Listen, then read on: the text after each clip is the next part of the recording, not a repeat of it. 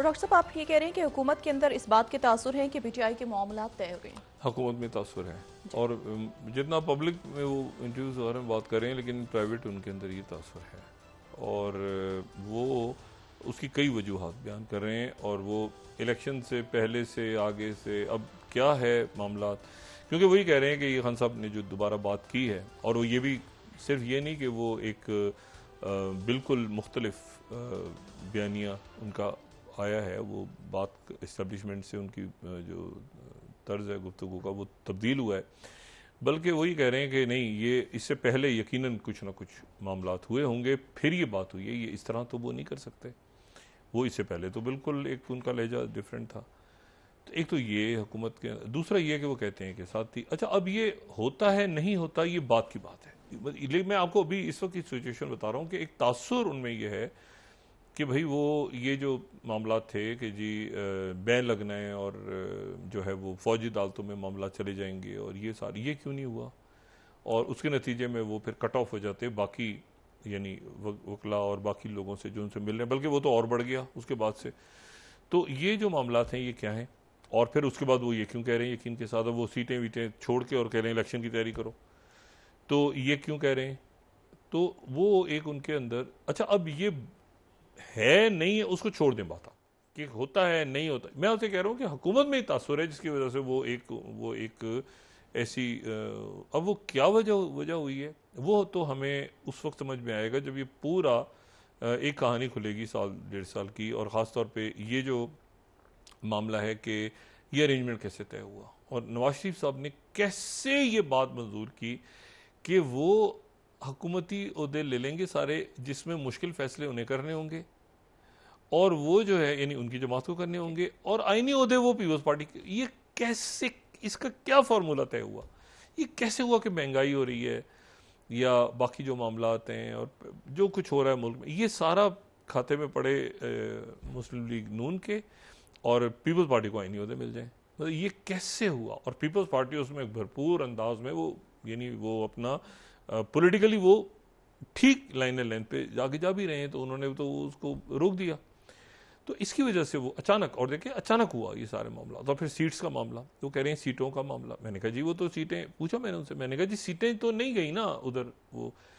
कह रहे हैं यार यही तो रौला है कि जब वो 39 सीट्स को उन्होंने कह दिया ये तहरीक इंसाफ की हैं और बाकी सीटों पर रजू कर लिया, तो वो तहरीक इंसाफ का ढांचा नहीं है, तो वो तहरीक इंसाफ को कैसे दे दी उन्होंने। और उसमें उन्होंने शिकी लगाई है इलेक्शन कमीशन ने कि हम ये इसलिए नहीं दे रहे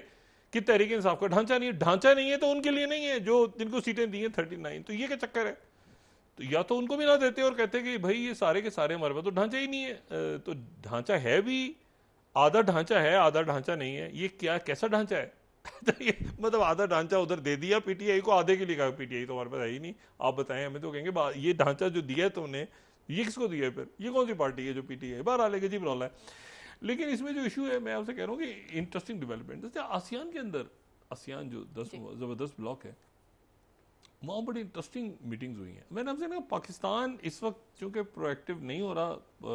रीजनल इवेंट्स बहुत से ऐसे हैं जो तेज़ी के साथ एक तरतीब पा रहे हैं, लोग इंटरेक्ट कर रहे हैं मुल्क आपस में, पीपल टू पीपल कॉन्टेक्ट। तो आसियान का जो हुआ है, जो कॉन्फ्रेंस जारी है 3 रोज़ा वज़राए ख़ारजा की, उसमें सेक्रेटरी ब्लिंकन भी पहुँच रहे हैं आज। एक दिन सेक्रेटरी ब्लिंकन ने आना, वो जो मैंने कहा था लंबा सा टूर उनका कई मुल्कों का, थाईलैंड इधर उधर लाओस ये वो सारा, तो एक दिन डिले हो गया क्योंकि वो मीटिंग जो नेतन्याहू बाइडेन की थी उसकी वजह से थोड़ा सा डिले हो गया, तो आज पहुंच रहे हैं।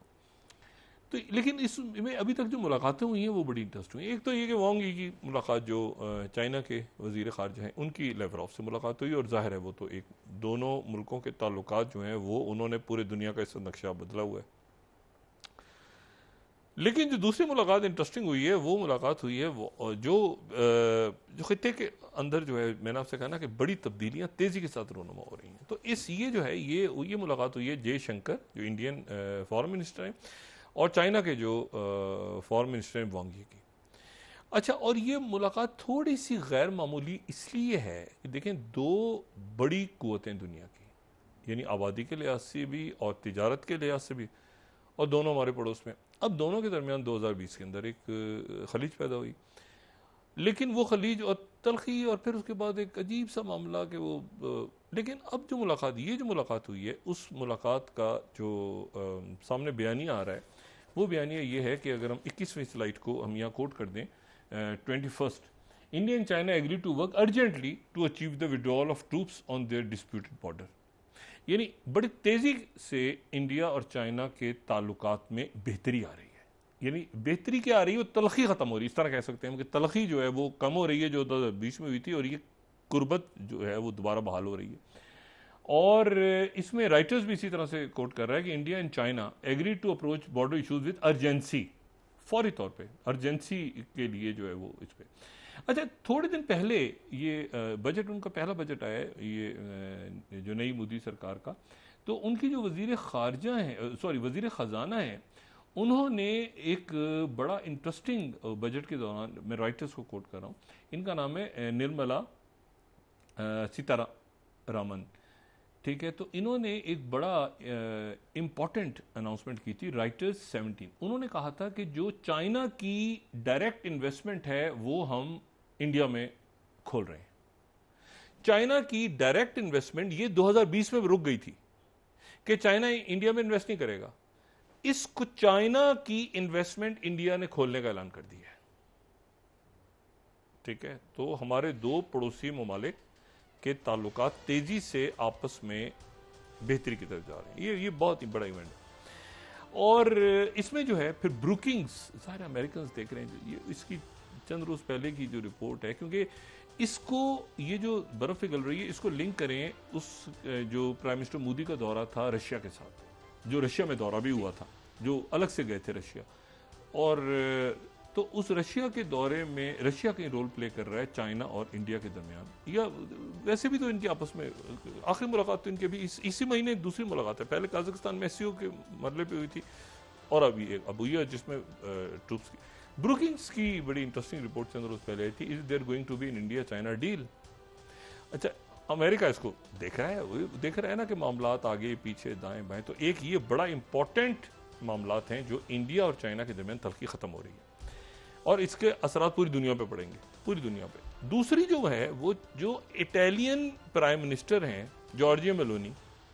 वो इटली, जिसने दिसंबर में कहा था कि हम अलग हो रहे हैं बेल्ट एंड रोड से। देखें अभी प्रीमियर शी जिनपिंग ने दौरा किया है ना यूरोप का, तो वो हंगरी गए थे, वो जो है फ्रांस गए थे, वो तो लेकिन यह है कि वो इटली ने जो है वो ऐलान किया कि हम बेल्ट एंड रोड से हट रहे हैं। अच्छा, उसके बाद जो है वो अब इस मरहले पे कल से 3 रोज का दौरा इटालियन प्राइम मिनिस्टर जो हैं जॉर्जिया मेलोनी, वो शुरू कर रही हैं चाइना का। और इस चाइना के दौरे से पहले जो ग्लोबल टाइम्स है, ये बड़ी इंटरेस्टिंग बात, ग्लोबल टाइम्स ये कह रहा है कि Italy is Meloni to visit China likely to clear misunderstandings over Belt and Road Initiative withdrawal। ये हट गया था पीछे जो इटली है, वो उसने अपने आप को विड्रॉ कर लिया था बेल्ट एंड रोड इनिशिएटिव से अभी पिछले साल। तो अब इशू ये है कि इटली का क्या, इटली क्योंकि ग्लोबल टाइम्स कह रहा है कि अच्छा ये चाइना के जो ली क्वांग जो उनके प्राइम मिनिस्टर, उनकी दावत पे दौरा कर रही है इटालियन प्राइम मिनिस्टर, लेकिन ये शी जिनपिंग की मेहमान होंगी और बड़ा ज़बरदस्त इनका इस्तकबाल होगा। क्या इटली जो है, ये वो जॉर्जिया मेलोनी है, वो जो राइट विंग और सारा इटालियन पूरा, क्या ये इटली दोबारा बेल्ट एंड रोड का हिस्सा बनने जा रहा है, जो कि ग्लोबल टाइम्स कह रहा है कि बनने जा रहा है। ये ग्लोबल टाइम्स तरह नहीं छापता, मिसअंडरस्टैंडिंग थी, तो वो कह रहा है कि मिसअंडरस्टैंडिंग थी दोनों मुल्कों की, तो इसलिए वो आ रही हैं कि वो मिसअंडरस्टैंडिंग खत्म करें। ये बड़े इंटरेस्टिंग डेवलपमेंट्स हैं जो ग्लोबली और रीजनली हो रही हैं, और मेरी गुजारिश फिर अपने अकाबरीन से है कि वो बराह करम जो हमारे अंदरूनी इंतशार और मईशत और ये सारे मामला जो हैं, ये अब चूँकि खारजा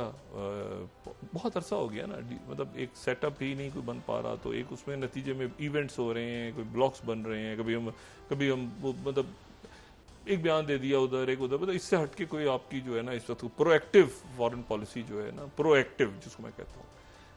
मतलब एक वजीर खारजा उठता है तो वो लाइन से 10 मुल्कों का दौरा करता है, फिर आता है, फिर जाता है, फिर आगे पीछे दाएं बाएं, तो मुल्क इस तरह से उठ रहे हैं। इवन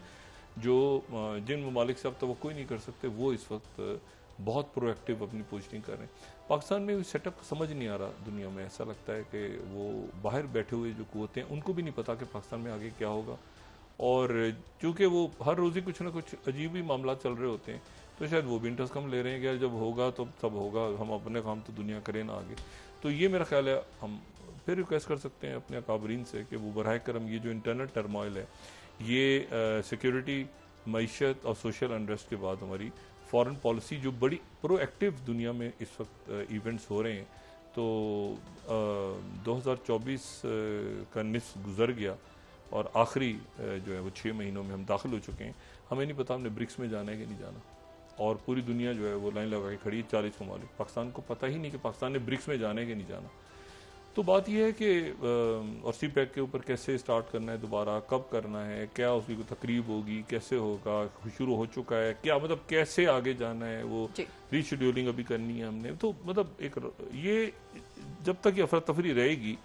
ये जो एक मैन मेड क्राइसिस रहेंगे और ये हंगर गेम चलता रहेगा, उसका नुकसान जो है ना सिर्फ मुल्क को हो रहा है बल्कि मुल्क की खारजा पॉलिसी, ज़बरदस्त आपके डिप्लोमेट्स हैं, ज़बरदस्त आपका फॉरेन ऑफिस है, लेकिन वो इतने टर्मोइल में तो वो काम नहीं कर सकते। तो ये बराह करम टर्मोइल ख़त्म करें, ताकि उसके नतीजे में मतलब है कि ये अब मतलब हर दूसरे दिन जो है वो कोई अजीब सी खबर आ रही होती है। लेकिन ये मेरे ख्याल से ऐसा एक मामला है। लेकिन अब हुकूमत मुस्लिम लीग नून के अंदर ही फीलिंग पैदा हो रही है। मैंने आपसे कहा ना कि वो पब्लिक में शायद, लेकिन उनकी फीलिंग हो रही है, इसलिए कुछ बददिली सी जो है ना वो है उनमें, वो बयान देते हैं और वो बयान दे के पीछे हट जाते हैं। वो पीटीआई से रिलेटेड बयान नहीं होता, उससे हटके नहीं होता। लेकिन ये है कि वो अब आने वाले दिनों में देखें कि क्या मामला है, क्या मामलात होते हैं, क्या दूरियां कम होती हैं पीटीआई की, नहीं होती। ये बात का ये हुकूमत में तासर, ये मुस्लिम लीग नून में ये तासर ज़रूर है कि, और ख़ास तौर पे मैंने आपसे कहा ना कि वो जो आर्टिकल 6 की बात की थी और पाबंदी की, वो इतना स्ट्रांगली की थी उन्होंने कि उसके बाद वो ये बात मानने को नहीं तैयार कि पीपल्स पार्टी ने ये फैसला खुद ही कर लिया और कहीं से मशवरा नहीं लिया, और इतने बड़े फैसले से वो मतलब वो खड़े हो गए और उनका सियासी कद भी बढ़ा, और हम जो है वो बिल्कुल अजीब सा मामला हो गया हमारा। जी बहुत शुक्रिया डॉक्टर साहब। नाज़रीन, के साथ ही आज का प्रोग्राम अपने अख्ताम को पहुंचा। मुझे सुमेरा सलीम को इजाज़त दीजिए। अल्लाह ने के बाद जी डॉक्टर साहब, अपना दोस्तों रिश्तेदारों गिरदोनवाह के लोगों का सब ख्याल रखिएगा।